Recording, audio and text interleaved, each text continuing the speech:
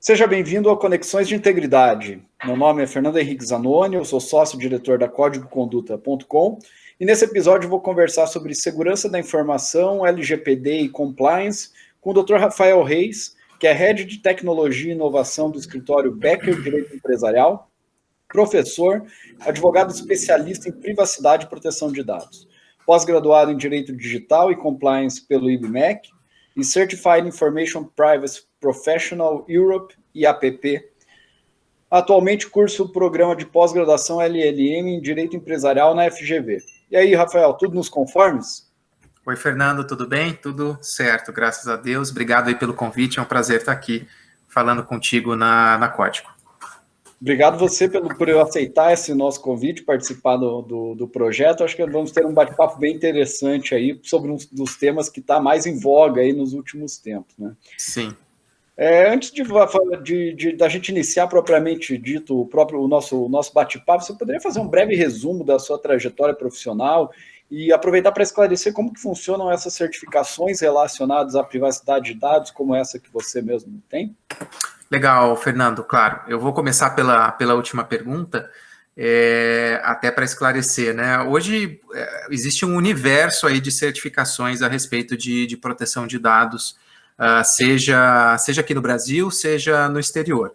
Existe até uma confusão comum sobre quem está buscando se especializar na área de proteção de dados, de que existe um requisito obrigatório, mandatório para você atuar como profissional de privacidade ou proteção de dados, você ter uma certificação. A legislação LGPD, embora ela ainda não esteja em vigor, ou mesmo legislações como a GDPR, que é a legislação no âmbito da União Europeia, elas não trazem nenhuma obrigatoriedade. Mas é sempre muito importante você ter essas certificações, porque elas são ali efetivamente uma chancela dizendo que você tem de fato aquele conhecimento adquirido, né? Então, é sempre vantajoso, mas não é obrigatório que você tenha. Até explicando ali, a minha certificação é da Associação Internacional de Profissionais de Privacidade, hoje, de longe, é a associação mais renomada e reconhecida a respeito de profissionais de privacidade, principalmente no âmbito da União Europeia, mas ela é uma associação realmente internacional, tem representação em todos os cantos do mundo, em praticamente a grande maioria dos países, pelo menos aqueles com relevância econômica, mas existem outras, né? A própria Exim, que é uma empresa que ela inicialmente fazia certificações focadas ali para a área de tecnologia da informação, também tem um programa de ensino, um programa de treinamento na área de privacidade e proteção de dados e também certifica aqueles que fazem a prova. Então, todas essas empresas, elas têm esse mesmo funcionamento, né? Empresas e associações. A Exim, no caso, é uma empresa, o IAPP é realmente uma associação. Então, existe ali uma trilha de conhecimento, você desenvolve ali algum tipo de atividade de treinamento, estuda, faz uma prova e, a partir de então, você é certificado por determinado período de tempo. Falando um pouquinho sobre a minha trajetória, Fernando, eu comecei a trabalhar com proteção de dados no final de 2017. Eu já estudava sobre o assunto, mas não existia qualquer tipo de demanda, para ser bem verdadeiro, a respeito disso aqui no Brasil. A coisa começou a mudar de cara em 2018, quando acelerou o processo legislativo da LGPD, que já estava desde 2013 no Congresso Nacional. A intenção do Brasil de entrar na OCDE fez acelerar esse processo, porque você ter uma lei geral de proteção de dados é um requisito para o país entrar no rol da OCDE, e a partir disso, uma vez que a LGPD entrou na pauta do dia, isso começou a gerar uma demanda comercial, uma demanda de empresas querendo se adequar. Então, a partir disso, eu me especializei ainda mais, busquei as certificações necessárias para que, num mar de profissionais que se dizem hoje especialistas em proteção de dados, você ter uma chancela da principal associação do tema no mundo é muito importante, tá? Não desmerecendo as outras, mas eu acho que, sem dúvida, a IAPP hoje é uma associação muito, muito profissional. Então, É basicamente isso, né? Busquei essa certificação e hoje trabalho em processos de adequação, seja de empresas, seja um processo de adequação de empresas muito tradicionais, né, indústrias, ou de empresas que já nasceram na área digital, startups, etc., realidades muito diferentes, processos de adequação completamente diferentes. Rafael, há alguns meses nós participamos de um mesmo evento lá na PUC, aqui do Paraná, e na ocasião eu acabei falando um pouco sobre gestão, identificação, análise e mitigação de riscos de segurança da informação. Numa breve pesquisa que eu fiz sobre o tema na ocasião, eu verifiquei, até por meio de um estudo da Ernst Young, que os riscos de TI, eles ainda surgem de descuidos básicos do usuário, né? Muito mais do que de falhas propriamente ditas tecnológicas. Eu cito como exemplo a pesquisa que foi realizada pela Big Four, que constatou que, por exemplo, 1.464 agentes públicos australianos usavam como senha password 123, né, nos seus sistemas de segurança da informação. Isso me parece estar bastante relacionado com a própria questão das 3 linhas de defesa, pois muitas vezes o usuário não percebe que as suas ações podem trazer graves consequências para as organizações, né? Qual que é a sua visão sobre o tema e se faz sentido dizer que antes de se preocupar com a proteção de dados, os usuários precisam entender melhor como utilizar os dispositivos e sistemas a fim de mitigar eventuais riscos?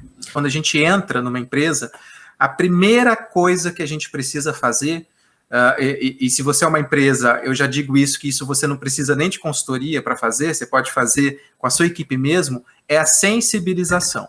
Você precisa sensibilizar as pessoas do porquê que aquilo ali vai acontecer, do porquê que a gente está falando sobre proteção de dados, do porquê que esse assunto é importante. Por quê, pessoal? As pessoas não têm a mínima noção do quão elas estão expostas a riscos cibernéticos, tá? Então, aqui é um exemplo, né, falando de password aí, com senhas que não são fortes, enfim, mas passa muito antes de que você sequer precisa estar no ambiente virtual. Então, por exemplo, você pode ter, dentro de uma empresa, o melhor sistema do mundo, em relação à gestão de proteção de dados. Você pode ter inúmeros sistemas para que você consiga mitigar riscos relacionados à proteção de dados, mas se um funcionário seu imprime uma ficha, por exemplo, de exame admissional e deixa em cima da sua mesa, acabou toda a sua infraestrutura de tecnologia da informação. Aquela informação ali está exposta. Basta alguém ou pegar, ou fazer uma cópia, ou tirar uma foto, seja lá o que for. Então, antes da gente falar de riscos tecnológicos, a gente precisa mudar a cultura.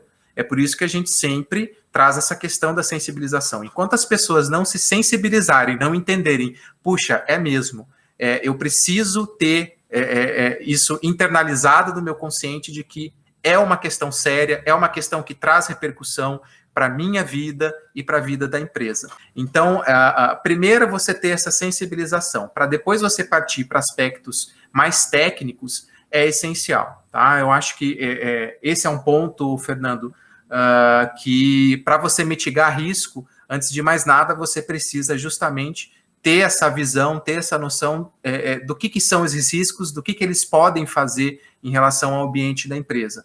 Então, a gente está falando aqui de controle de processos para que as pessoas entendam quais são os requisitos em relação à proteção de dados, o que é um documento que precisa ter algum tipo de guarda mais específica, que ele não pode, eventualmente, né, uma política de mesa limpa. Isso são coisas que cada vez mais as empresas estão fazendo e são importantes.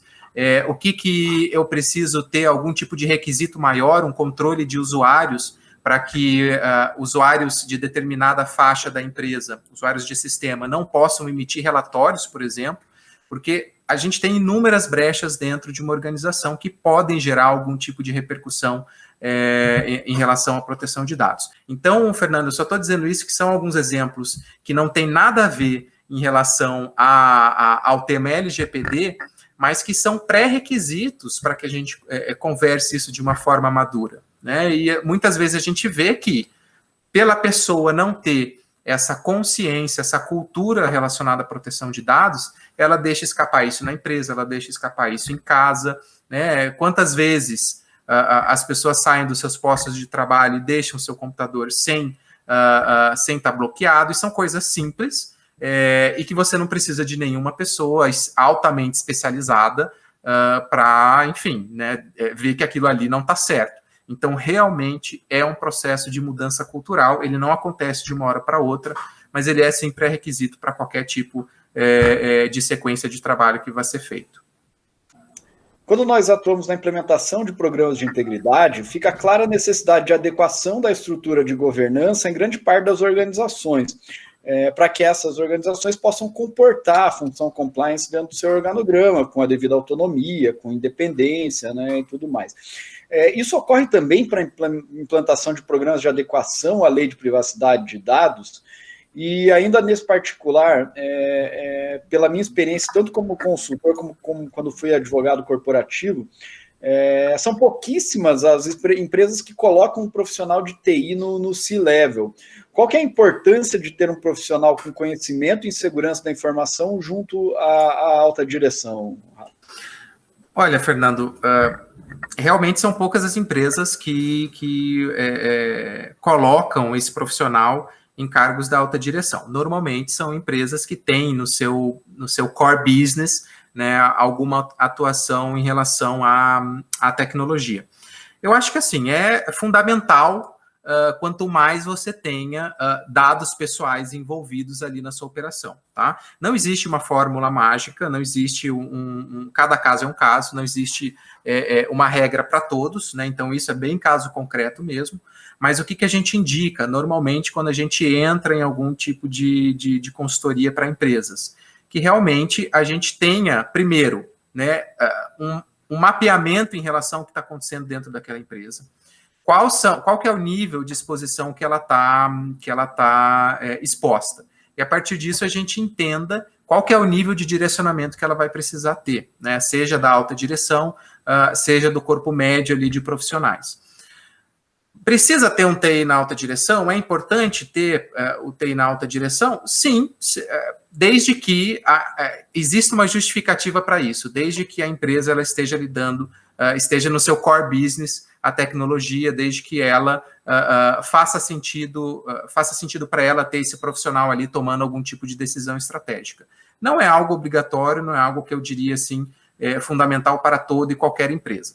O que a gente precisa entender é que a alta direção, ela vai, independente se ela é especialista em tecnologia da informação ou não, o que a gente precisa ter essa noção é de que ela vai precisar tomar decisões que vai impactar essas áreas. Ela vai precisar tomar decisões que, de uma maneira ou outra, vai gerar repercussões a respeito de dados pessoais. Porque hoje, dados pessoais, eles são, querendo ou não, um insumo. É uma matéria-prima, e muitas empresas, elas veem isso como um ativo, elas veem o dado pessoal como um item comercial. Então, isso é um problema que até está conectado com outros assuntos também, em relação a você ter conflitos de interesse, né? Você tomar decisões baseadas em aspectos comerciais, mas que na prática, em termos de legislação, em termos de regulamentação, em termos de compliance, não são possíveis de ser tomada. Então, é por isso que é sempre importante ter um profissional na alta direção que tenha esse conhecimento, que tenha essa noção, para que não haja esse conflito em relação ao que pode ser feito e o que é vantajoso para a companhia. Perfeito. Dentro de um programa de compliance, além da política de privacidade de dados e a política de segurança da informação, que outras políticas corporativas ou institucionais você entende que possam ser revistas sob uma perspectiva, digamos assim, tecnológica? Certo. E sobre que aspectos seria essa revisão? Certo. Olha, a principal você já citou, né? Política de segurança da informação e as políticas de privacidade são, sem dúvida nenhuma, os documentos mais importantes que precisam ser muito transparentes com o titular daqueles dados, com o usuário final, com o consumidor daquela empresa. E pode ser, inclusive, para o próprio funcionário que está dentro da empresa ali. A gente sabe que as empresas coletam dados pessoais de funcionários, então ele também é cliente, vamos dizer assim, nesse sentido. tá? Mas existem outros documentos que também passam por um processo de adequação, quando eles existem, quando eles não existem, a gente precisa criar, principalmente num contexto de pandemia, né? A gente tem visto cada vez mais a utilização do formato de home office, isso é uma tendência que eu acredito que ela vai se intensificar mesmo após a estabilização disso que a gente está passando, e nesse sentido a gente precisa criar não só a parte de instrumentos trabalhistas, né, que são os instrumentos que devem ser adaptados a essa nova realidade, mas principalmente a questão de gestão de comunicação. Isso é um ponto importante, tá? Política, em termos bem claros, política de WhatsApp. Isso acontecia já antes da pandemia, as empresas muito preocupadas em relação a como informações estratégicas estavam ficando muito concentradas em grupos de WhatsApp. E qual que é o problema do grupo de WhatsApp? A empresa não tem controle sobre aquelas informações. Então, a política de comunicação interna de uma empresa, ela precisa estar atualizada, ela precisa ser feita, caso ela não exista, considerando essa realidade que a gente existe hoje, que as pessoas acham muito mais fácil mandar um áudio, criar um grupo ali do comercial, por exemplo, né, e faz toda a comunicação corporativa por ali. O problema é que, se as pessoas não estão mais na empresa, você perde totalmente aquelas informações. Então, a gente indica fazer essas políticas justamente prevendo, é claro, alguma flexibilização precisa ter para o uso do WhatsApp, por exemplo, mas dando preferência para meios de comunicações oficiais da empresa. Existem aplicativos que são basicamente WhatsApps corporativos que as empresas têm controle sobre as informações que estão circulando ali, elas conseguem reter essas informações mesmo depois que o seu colaborador ele é desligado, ele sai da empresa, e isso permite que você controle ali de uma maneira mais eficaz.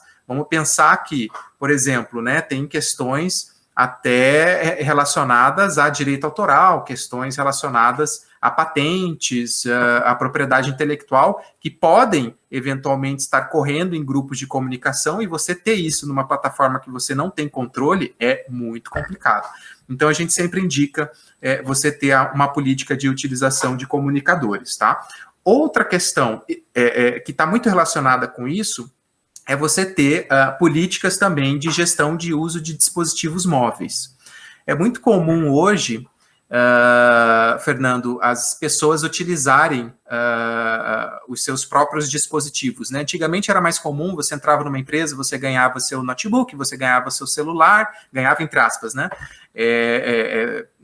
Emprestava, a empresa fazia um empréstimo para você ter aquele insumo ali para poder exercer o seu trabalho. Hoje é muito mais comum, e as empresas até preferem que você traga seu próprio dispositivo, né? A grande questão é muito parecido com a questão do WhatsApp também. Muitas vezes você vai estar colocando informações nesses dispositivos que são da empresa, elas não são suas, né?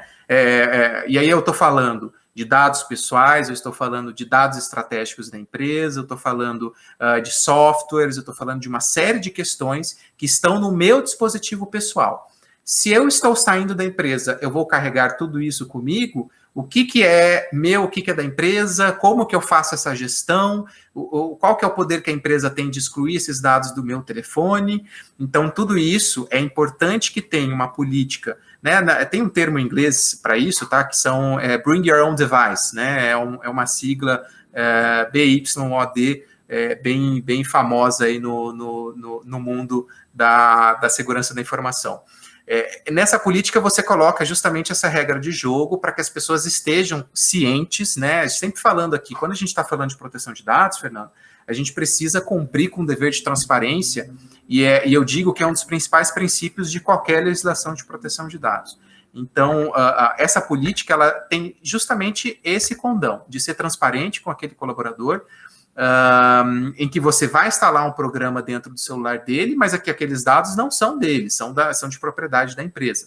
Então, isso é uma questão importante. Muito bom, ficou bem claro aí que na verdade, essa questão da proteção de dados, ela acaba acarretando e influenciando muitos outros processos aí dentro da organização. Sim. Na verdade, até acrescentando uma questão, normalmente, quando você vai lidar com um processo de adequação de proteção de dados, ele vai ser um processo que ele vai passar a régua na empresa inteira. Não existe essa coisa, eu vou lidar só com TI. São todas as áreas são impactadas e, normalmente, todos os processos têm que ser revistos. Principalmente se a empresa atende consumidor, pessoa física. Né? Então, é realmente uma devassa na empresa mesmo, se você está fazendo um trabalho sério, né? Você precisa ir realmente muito a fundo. Por isso que a gente fala que é um programa de implementação de longo prazo. Não existe processo de adequação LGPD que dure menos de 6 meses, 9 meses. É uma gestação mesmo. Legal, cara. Assim como ocorreu e até hoje ocorre com o compliance, nós temos visto um boom de consultorias oferecendo soluções em LGPD com profissionais sem qualquer vivência prática ou preparo técnico. Né? A verdade é que tanto o compliance quanto a LGPD, eles viraram os temas da moda, e principalmente nos últimos 2, 3 anos. Né? Sim. E ocorre que o profissional que atua na área, ele precisa ter plena ciência que está gerenciando riscos, né? E o que está em jogo é a saúde financeira e tecnológica e a reputação das organizações, né? Ou seja, é algo muito sério, né? Por essa razão, a ideia do nosso bate-papo, né, não é ser superficial ou nós nos restringirmos somente à análise normativa ou análise da Lei Geral de Proteção de Dados. Eu tenho achado interessante as suas respostas, porque elas estão realmente num viés bastante prático. Né? Continuando assim sobre esse viés mais prático, quais são os frameworks mais conhecidos que podem ser seguidos na implantação de um programa de proteção de dados, Rafa? E eu te pergunto porque eu participei de um evento, acho que foi no início do ano passado, ou no primeiro semestre do ano passado, mais ou menos, no qual uma grande multinacional demonstrou que se utilizou do framework NIMIT, que é baseado em 13 passos, né? E o que eles explicaram no case deles é que com o trabalho multidisciplinar, jurídico, da TI, acho que até o próprio RH, eles tiveram excelentes resultados, né? Então, quais são esses frameworks? E nesse particular também, qual que é a tua opinião sobre a ISO 27701? Certo. Bom, vamos falar sobre frameworks de adequação. Assim, Fernando, existem centenas, tá? E eu não vou aqui indicar nenhum framework, porque, assim, cada realidade vai ter a sua peculiaridade, a gente precisa... Não existe processo de implementação que seja um igual ao outro. Eu sou muito cético a empresas que vendem pacotes fechados de implementação LGPD, de que você usa a mesma fórmula para todos eles. É claro, você tem um framework, você tem uma moldura de passos bem delimitados, é essencial para que você tenha uma organização dos trabalhos, mas, assim, a minha experiência é de que sempre você tem que ir um pouco além para você realmente entregar algo de valor para o seu cliente. O que eu digo é o seguinte, tá? Primeiro passo para qualquer processo de adequação. Aqui no Brasil isso é um pouco mais complicado, eu já vou explicar por quê, mas, por exemplo, no âmbito da União Europeia, o primeiro passo é você procurar a autoridade, e aqui a gente está falando especificamente sobre proteção de dados, tá, Fernando? Não estamos mais falando de compliance de um modo geral, estamos falando de compliance em proteção de dados. Primeiro passo não é procurar framework, primeiro passo é você buscar a autoridade de proteção de dados do seu país. Por quê? Porque é lá que vão ter todas as recomendações, todos os pareceres, todas as análises, inclusive frameworks indicativos do que você precisa para atender o compliance relacionado à proteção de dados naquele país em específico. No âmbito da União Europeia, existe um regulamento europeu de proteção de dados, então esse regulamento ele é válido para todos os países integrantes da União Europeia, mas as autoridades locais têm sim poder para ter algum nível de interpretação diferente para cada legislação. Um dos mais atuantes, uma das mais atuantes autoridades de proteção de dados no mundo é o ICO, que é a Autoridade de Proteção de Dados do Reino Unido. E lá a gente tem muito material para estudar a respeito de proteção de dados, e aquilo ali acaba sendo estudado até para outras legislações também, porque todas elas seguem uma linha muito parecida, tá? De transparência, de você indicar qual que é a finalidade daquele tratamento de dados que você está utilizando, princípio da necessidade, você só trata se aquele dado for estritamente necessário para a sua operação. Então, isso é uma regra que serve aqui para a gente, serve para o regulamento da Califórnia, que é o regulamento hoje um dos mais restritivos a respeito de proteção de dados no mundo, serve para a GDPR e outras legislações também.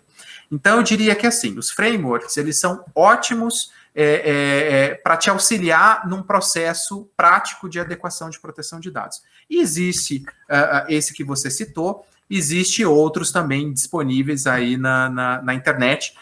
O Nimit, se eu não me engano, ele é da TrustArc, que é uma empresa que faz processos de adequação, que fornecem, né, consultoria de adequação com sistema integrado. A OneTrust, que é outra empresa que eu mencionei, tem outro framework, mas todos eles seguem princípios muito parecidos. O próprio, não me lembro agora, tem uma outra empresa que é muito grande também na BigID. A BigID é outra empresa também que fornece um sistema integrado de gestão de privacidade e eles têm o seu próprio framework.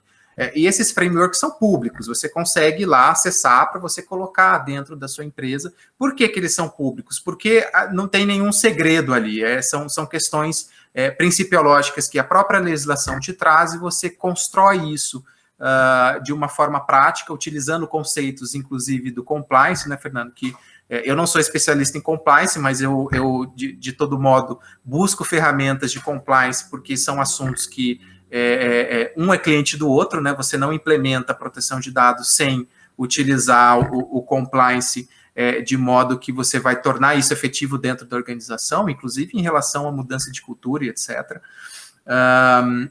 Então, a minha principal indicação é essa, busque a autoridade. Daí a gente tem o grande problema aqui do Brasil hoje em dia é que a gente não tem essa autoridade, né? E as pessoas sempre me perguntam, aonde que a gente busca informação se a LGPD não tem uma autoridade passando essas guidelines? E daí eu respondo, por enquanto, busque informação justamente nessas autoridades mais atuantes no âmbito da União Europeia, que é, de fato, a legislação em que foi a base sedimentar para a gente criar a LGPD. Por enquanto, é o que nós temos, né? A gente espera que, em breve, a gente tenha uma autoridade para emitir essas indicações. Então, é isso, Fernando. Em relação a framework, você pode utilizar qualquer um, desde que eles estejam embasados em algum tipo nos princípios principais em relação à Lei Geral de Proteção de Dados, utilizando ferramentas que já são tradicionais, seja na parte de gestão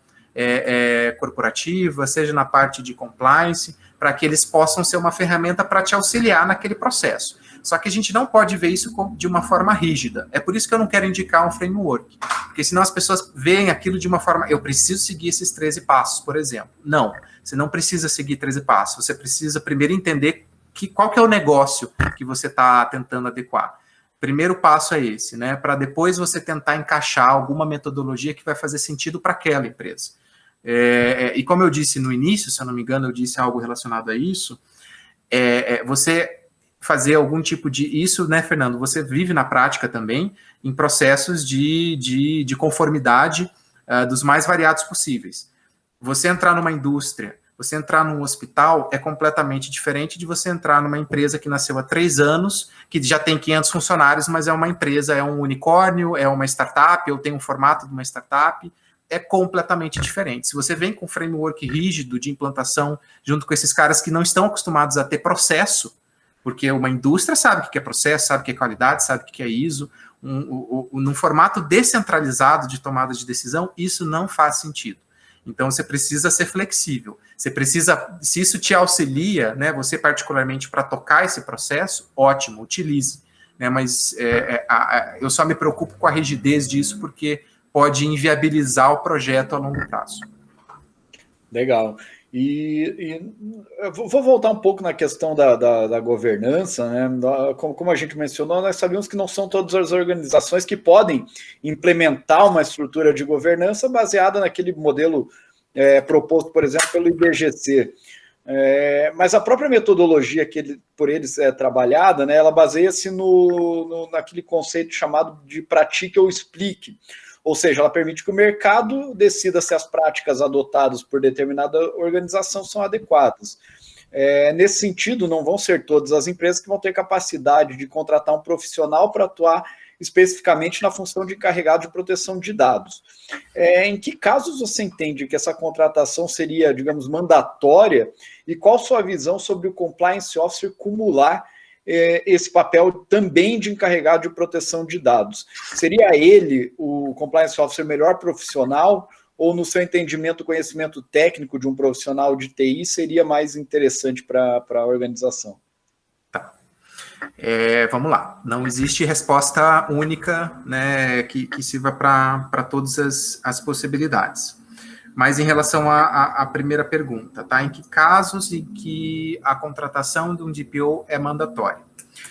A Lei Geral de Proteção de Dados, falando agora especificamente sobre a nossa, ela traz ali uma espécie de obrigatoriedade, né? Ela traz ali que o encarregado de proteção de dados ele é obrigatório,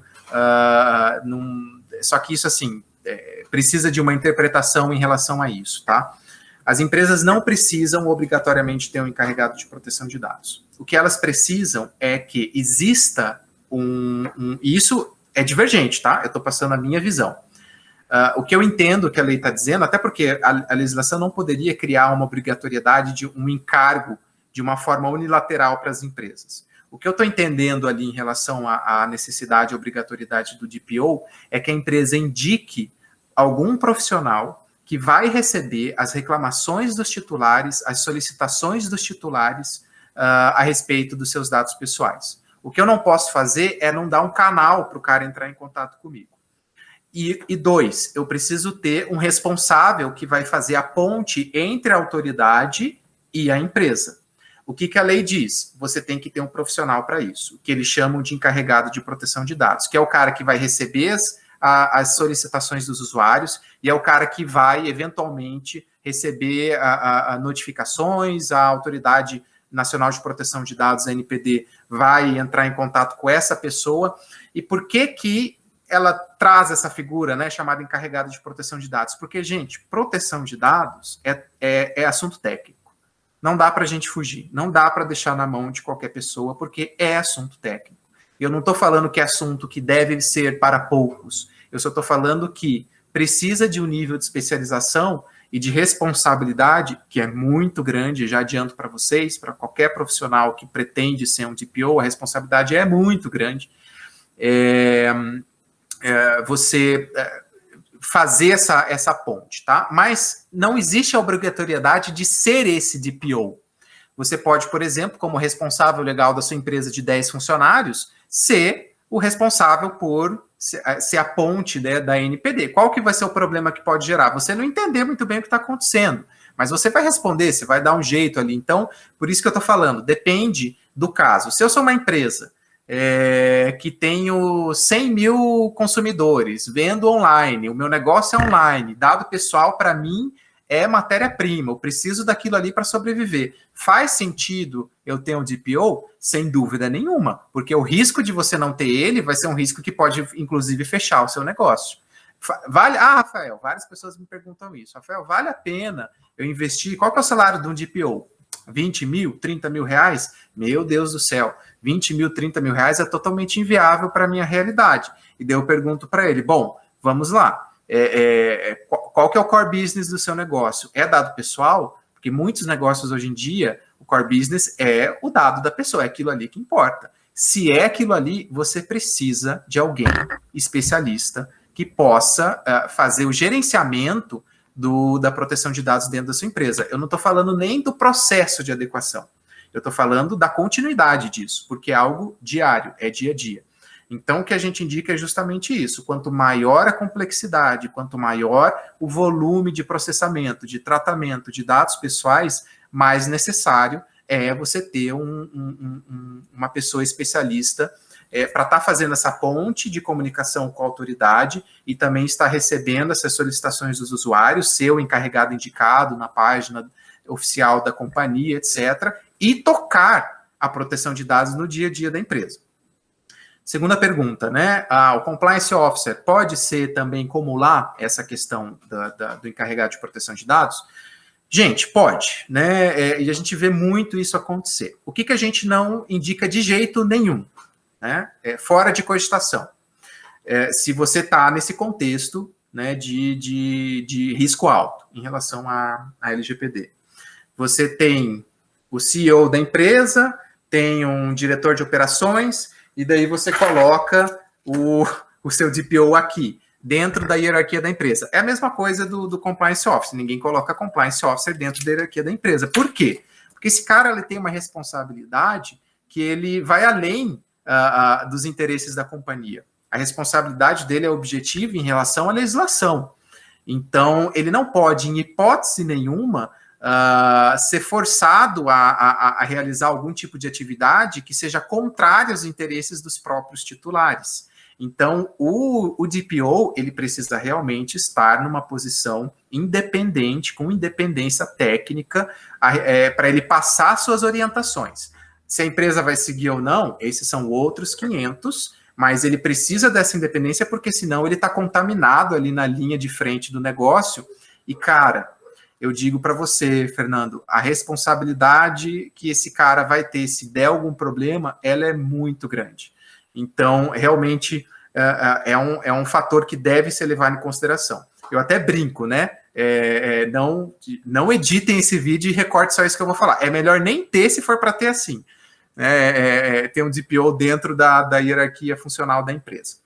Sobre o Compliance Officer, então, nesse sentido, talvez até faça sentido você ter um Compliance Officer que cumule essa função, justamente porque essa pessoa ela já tem um grau de autonomia dentro da empresa, ela está fora dessa hierarquia. Só que existe um porém. Como eu disse, exige um grau de especialização técnica para você tocar a gestão de proteção de dados pessoais e privacidade dentro da companhia, certo? Se você só vai ser uma pessoa que vai estar indicado como encarregado caso algum problema aconteça, então você vai ser esse cara que vai fazer a ponte com a autoridade, e você é o cara que, caso alguém precise fazer uma reclamação, você vai receber. Tudo bem, você pode ser o Compliance Officer e acumular isso sem problema nenhum. Agora, eu tenho minhas dúvidas se essa mesma pessoa daria conta de, além de tocar todo o processo de conformidade, toda a gestão de conformidade geral da empresa como Compliance Officer, mas gerir toda a parte de proteção de dados e privacidade, principalmente numa companhia grande. Eu digo para vocês, é impossível.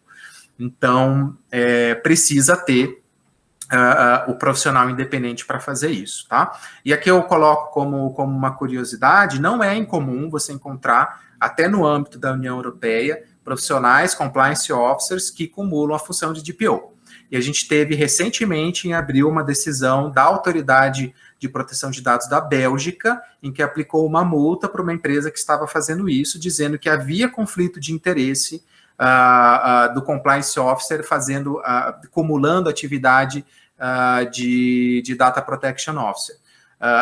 Ainda está pendente de recurso essa decisão, mas é uma coisa para a gente ficar atento, tá? Porque isso nunca tinha acontecido. As autoridades normalmente elas autorizavam não, mas elas não tinham se oposto a essa mescla, até por uma questão de viabilidade, né? Realmente não é qualquer empresa que tem essa condição de ter profissionais específicos para esse assunto.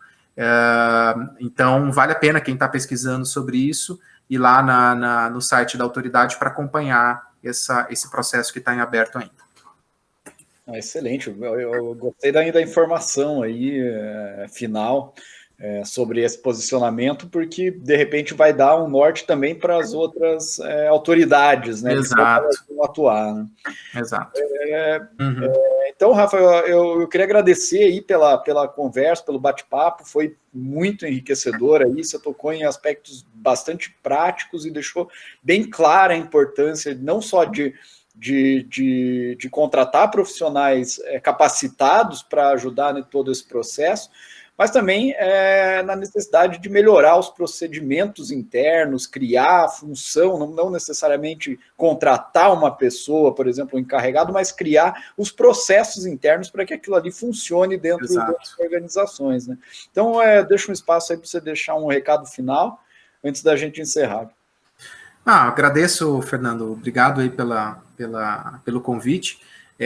Esse é um tema que eu suspeito para falar, porque eu sou um apaixonado, mas eu acho que minha principal missão hoje é realmente trazer essa cultura, essa informação a respeito desse tema que ainda, infelizmente, eu digo isso infelizmente, está preso em poucos profissionais, né? A gente tem um problema na área do direito, que eu não sei se é um problema na área do compliance propriamente dito, mas é de que as pessoas acham que a informação tem que ser estanque, né? A informação ela tem que ficar aqui dentro porque ela é um ativo muito valioso. Eu acho que isso é completamente errado. Quanto mais a gente trafegar a informação, compartilhar a informação, mais a gente vai ter uma comunidade rica, mais a gente vai enriquecer os nossos relacionamentos, e isso vai reverter, seja da forma que a gente queira, né? Seja financeiramente, seja em termos de amizades, e eu sigo isso de uma forma muito, muito pujante, assim, na minha vida. Eu quero passar essas informações para frente para que as pessoas tenham, primeiro, consciência de riscos básicos, como a gente falou no início, que elas deem mais importância aos seus dados pessoais, porque a coisa mais comum que eu vejo são pessoas desvalorizando os seus dados pessoais, não tendo a noção que aquilo ali é a sua própria personalidade, que um dia ou outro pode acabar sendo utilizado contra você.